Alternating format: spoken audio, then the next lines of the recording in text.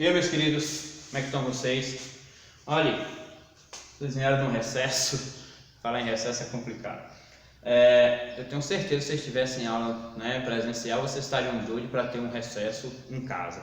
Mas eu tenho certeza que vocês estavam doidos era para ter uma semana de aula, certo? Assim eu acho, né?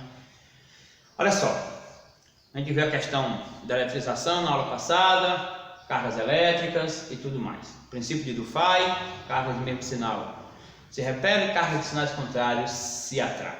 Não é isso? Um corpo está eletrizado quando o número de prótons e de elétrons não bate, ou seja, são diferentes. Ou ele perdeu ou ele ganhou elétrico. A gente sabe que os prótons não se movimentam aí nessa situação, certo? E quanto é que vale a carga de um corpo? A gente sabe que ele está eletrizado, sabe que existe uma diferença. E quanto é que vale essa diferença? Qual é a carga dele? Pensa assim, ó, um caramelo custa 2 centavos. E se eu tiver 10 caramelos? Né? Um geladinho custa R$1. E se eu tiver 100 geladinhos?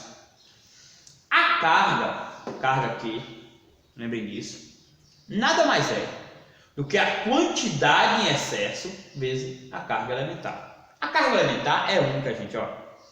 A carga de um próton é 1,6 vezes 10 a menos 19 coulomb. Coulomb é unidade de medida, em homenagem a Charles Coulomb. A de um elétron é menos 1,6 vezes 10 a menos 19 coulomb. Se eu tiver 1000 elétrons, é 1000 vezes menos 1,6. Se eu tiver 1000 prótons, é 1000 vezes 1,6. Lembrando que N é o excesso. Então assim, eu tenho 500 prótons e 1000 elétrons. Pronto, 500 elétrons, né? Anula, digamos assim, 500 prótons, não tenho 500 elétrons a mais. Esses 500 elétrons a mais é quem vai me dar a carga, certo? Tipo, eu ganho 100, devo 50. Então é esses 50 que eu tenho sobrando que vai me dizer qual é o meu saldo. Se eu devo 100 e só tenho 50, é esses 50 que eu devo que dá meu saldo, menos 50, certo? Então, se eu quero saber quem é a carga de um corpo, eu pego a quantidade de elétrons e prótons em excesso, lembrando que esse prótons em excesso é quando eu faço a diferença entre quantidade de prótons e quantidade de elétrons, né? O que estiver em excesso aí nessa conta, o resultado dessa conta, se for prótons, é esse valor vezes 1,6, se for elétrons, é esse valor vezes menos 1,6, certo? Olha só, como algumas coisas a gente tem que recorrer a alguns princípios. Dois corpos eletrizados se atraem, se eles tiverem cargas contrárias. E se eles tiverem cargas iguais, eles se repelem. Pode ter certeza disso, certo? Se vocês pegarem dois corpos que estejam eletrizados e colocar um próximo ao outro, eles vão se atrair. É assim como um ímã, por exemplo. Só que o ímã é força magnética. Voltamos ao meu primo querido Newton, que dizia assim, ó, para toda ação existe uma reação, mesma intensidade, direção, sentido contrário. Mas olha só, na primeira lei ele diz que, na inércia, todo corpo tem tendência a permanecer em seu estado de movimento.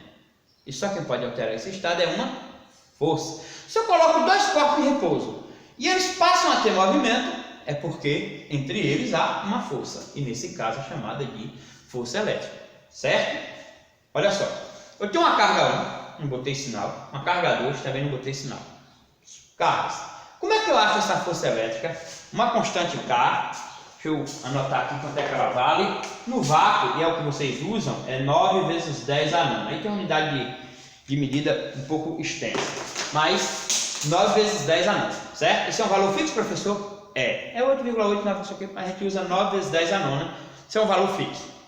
O valor da carga 1 em módulo, que a gente estuda a força elétrica, não importa se é de repulsão ou se é de atração. Quem vai dizer se é repulsão ou atração é quando você sabe o sinal da carga. Vezes a carga 2 dividido pela distância ao quadrado. Gente, isso aqui é uma pegadinha, certo? A distância tem que ser ao quadrado. Se eu dobro a distância, eu divido a força pela metade? Não, eu divido a força pela quarta parte, porque ela é o quadrado. É inversamente proporcional ao quadrado da distância.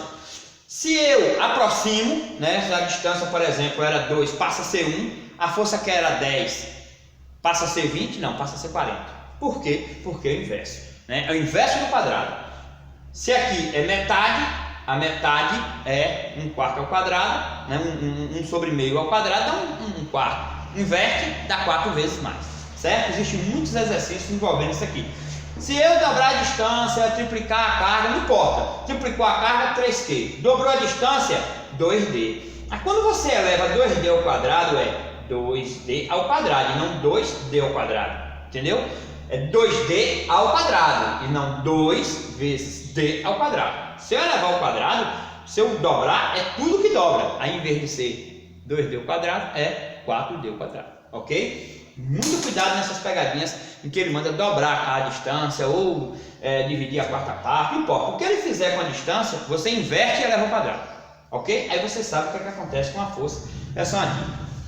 Se as cargas forem iguais, força de atração. Se cargas forem diferentes, ou de repulsão. Se forem diferentes, força de atração. Certo? Um detalhe. Essa equação é mais velha que essa. Essa vocês conhecem da gravitação universal, a força gravitacional. A massa com que um corpo, massa atrai massa, né? Constante gravitacional 6,67 vezes 10, se não me engano, é menos 11.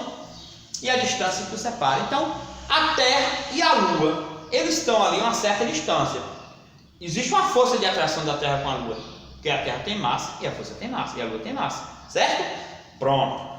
O que é que faz com que a Lua não venha para cima da Terra? Porque ela gira, né? E ao girar, ela tem uma força também que joga ela para fora, e Nosso Senhor, na sua perfeição, fez tudo, né, mais assim, ideal equilíbrio, certo? Força resultante zero, ela fica rodando aí. Lembra só do movimento da Terra em torno do Sol. Olha só, a órbita é elíptica. Então, na época ela passa mais longe, outra época ela passa mais perto do Sol, né? Tudo mais. Vocês já sabem disso muito bem. Então, o que é que acontece? Se ela for, quando ela está longe, mais longe da Terra, do Sol, com a mesma velocidade com que ela está perto, aí ela dança, certo? Por isso que ela acelera quando aproxima do Sol, justamente para ela contrapor o fato de estar mais perto e ser atraída com mais força.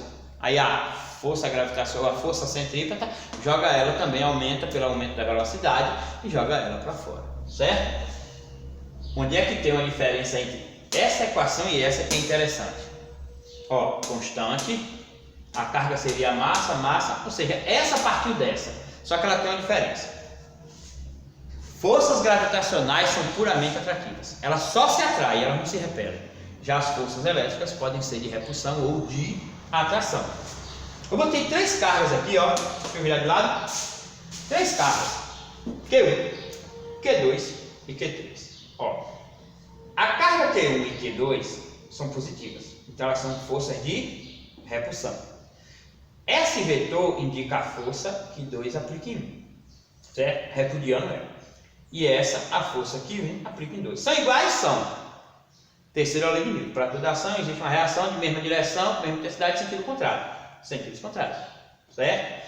Como essas aqui são contrárias, atração. Força que 3 aplica em 1, força que 1 aplica em 3 são iguais. Aqui acontece o mesmo processo. Força que 2 aplica em 3, força que 3 aplica em 2.